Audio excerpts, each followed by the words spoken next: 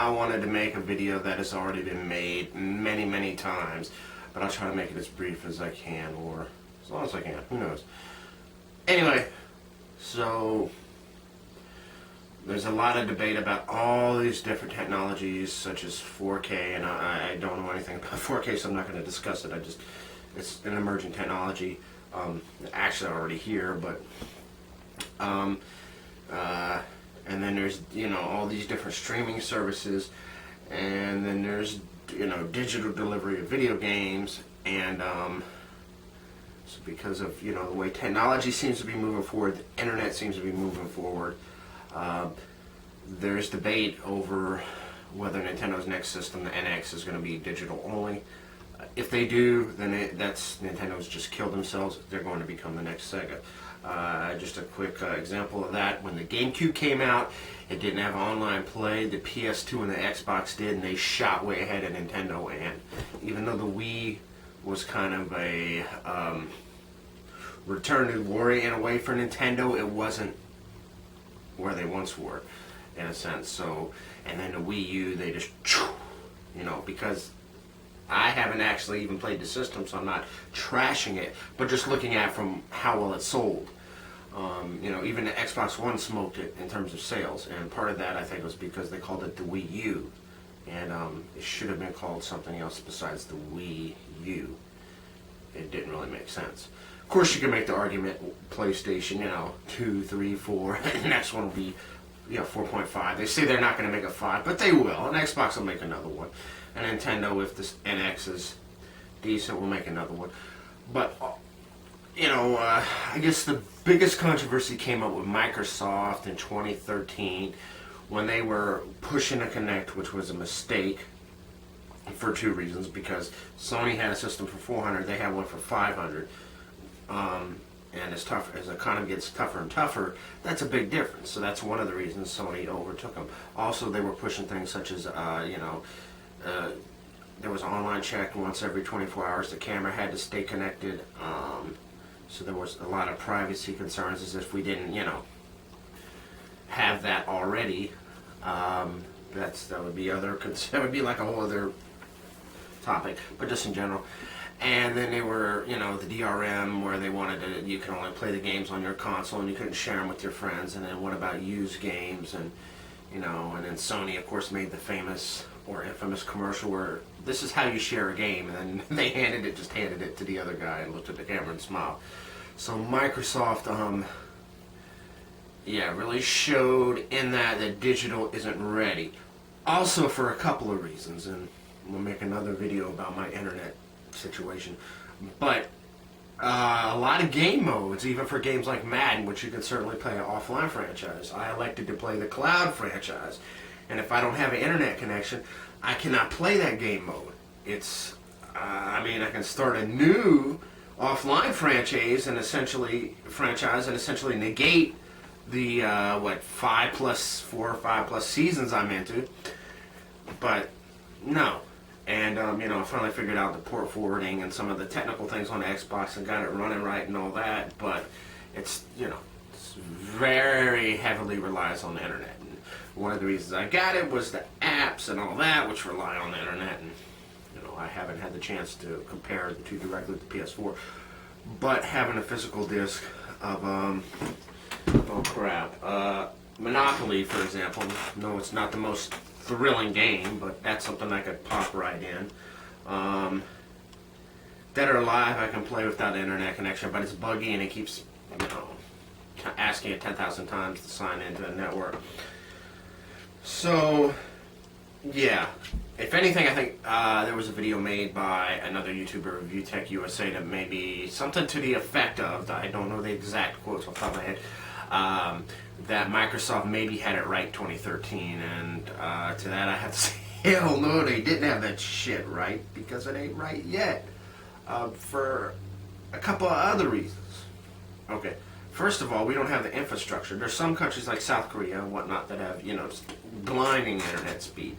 That you look at it and you go blind, it's so fast. Not really, but just an example, right? So, You know, that's not something we have here.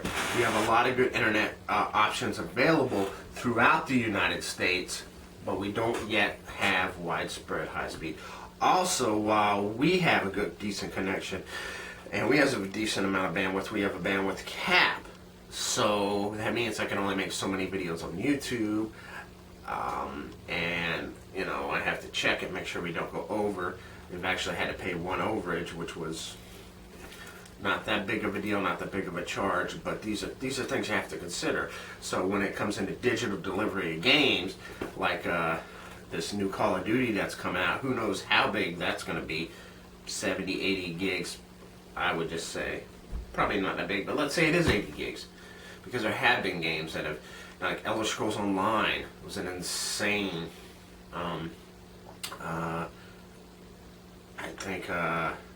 I think it was an off the disk install, but if you bought it digitally, that would be, look how much of your bandwidth you're using. So, plus people don't, even if you don't have unlimited internet, you, you don't have a bandwidth cap, because I know, at one time I did have unlimited internet with another provider when I lived in South Carolina, but you know, you might only have a certain speed, so they might give you unlimited internet, but then they're going to throttle it, meaning they're only going to allow the speed to go so high. So yeah, digital delivery is not, no. Now, while these may be titles that rely on internet heavily, you know, Last Round, Dead or Alive, Mortal Kombat, Monopoly, whatever, let's show you a contrast. I can go on my PS3 and play Skyrim. I don't have to worry about it. You know, these newer generations, they keep, you know, oh, it's so much better and it's the future. No, it's not. And within, I mean, eventually, yes. But there's too many things that are in the way to make it practical.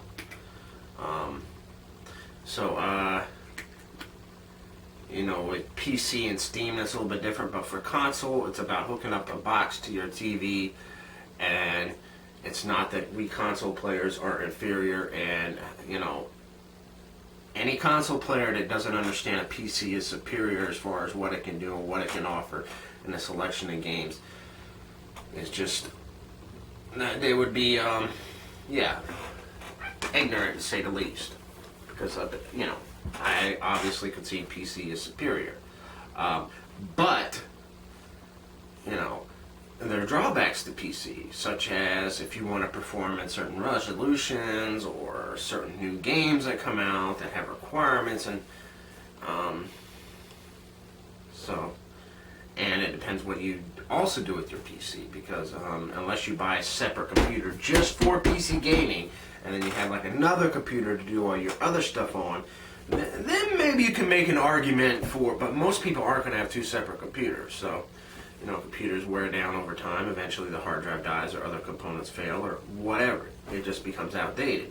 When you buy a PC, by the time you get it home, it's already technically obsolete, if you really want to be technical, because technology advances so fast. Doesn't mean it won't run and all this, but for console, yeah, this whole digital delivery thing, now there was one game I got on Xbox Live that I hadn't been able to, because if you go to the backwards compatibility page and try to get Galaga, it won't let you, but then there was another link, I don't know how I found it, but I was able to have like, you know, $6, whatever, on in prepaid cards, and it came to a tax, $4.90, $4.54, whatever, so I was able to finally get Galaga that way. So there are some things, digital delivery, and then they have Soul Calibur 2, Soul Calibur Online, so there's certain things, or Killer Instinct, you know, digital only. There are some instances where that's your only option, or there may be a sale on a certain game. You know, I bought Titanfall with all the DLC, and it was a little over $5 because it was on sale, over 75% off, or 90%, whatever the hell it was. But in general, to have everything on digital, no. And it's not just because of the practicality. It's, you know, the way the game runs. It's the fact that you can hold it in your hands, and You can see it, and you can see the disc. And they used to actually put, I don't know if anybody's old enough to remember this, but they used to actually put these things called instruction books in the games. Now you just get, maybe you get a picture like this with Scorpion on that particular game. Or Skyrim, I got a, you know, I'll take it out now, Province of Skyrim map, PS3. But, yeah, there's still something to be said about the physical copy. And even though you have to install them and and it should be, you only have to install a portion of them, and then the rest runs off the disc. But yeah, I think digital is here to stay. It's way too early. I mean, and real quick, you know, we had Atari 2600, and Nintendo, we had Super Nintendo, I had Sega Genesis, Nintendo 64, Nintendo GameCube. Before any of this online play, even when I had my Xbox, the first Xbox, I never hooked that up to the internet. I just played it. PS2, I think that's when I finally started getting into online gameplay more. And then obviously with the PS3, which the network was always atrocious on the PS3. And, but, you know, what are you going to do? And the Wii and blah, blah, blah. But physical media very much is important. And not just for places like GameStop, just for video games in general. I don't see it going away for a very, very long time. So, with that, I'll say that, yeah, I'm definitely a big fan of physical media. You know, taking a disc and put it in versus, you know, like I said, there's a couple that were digital only, or maybe were really good deals, or maybe that was the only way you could get them. You know, what are you going to do? But for the vast majority of titles,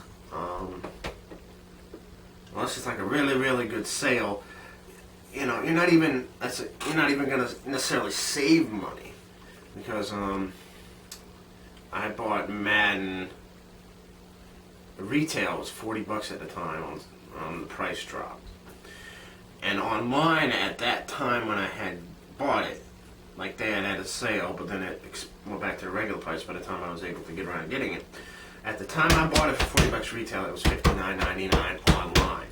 So digital should theoretically be cheaper, but Microsoft or Sony or Nintendo or whoever, they're not going to make it cheaper in a lot of cases. I mean, they'll have sales just to entice you, maybe, you know, whet the mental palate to get you, oh, I could just, oh, yeah, I don't have to go to the store. I don't have to wait for it. I could just get it now, right? And then you're conditioned, and then when you really, really want something, you just go ahead and you'll pay 60, 70, 80 bucks. So maybe you could get it for, in some cases, a quarter of that retail or on Amazon or whatever.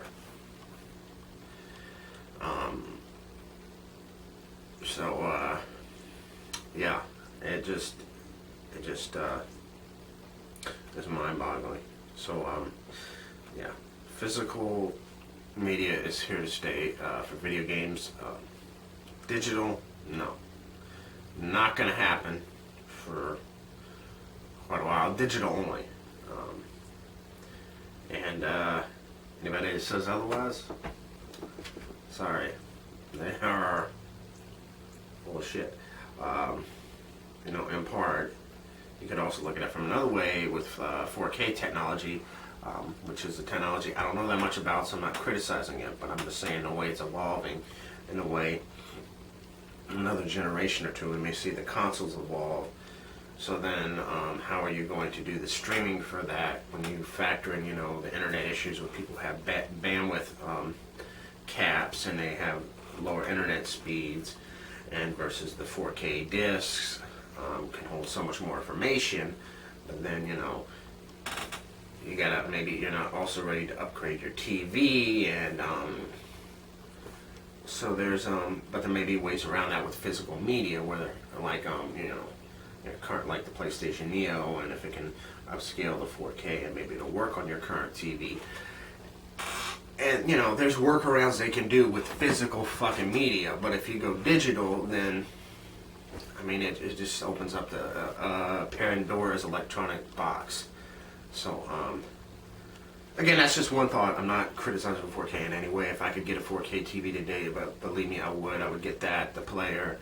I'm not a big fan of Samsung per se.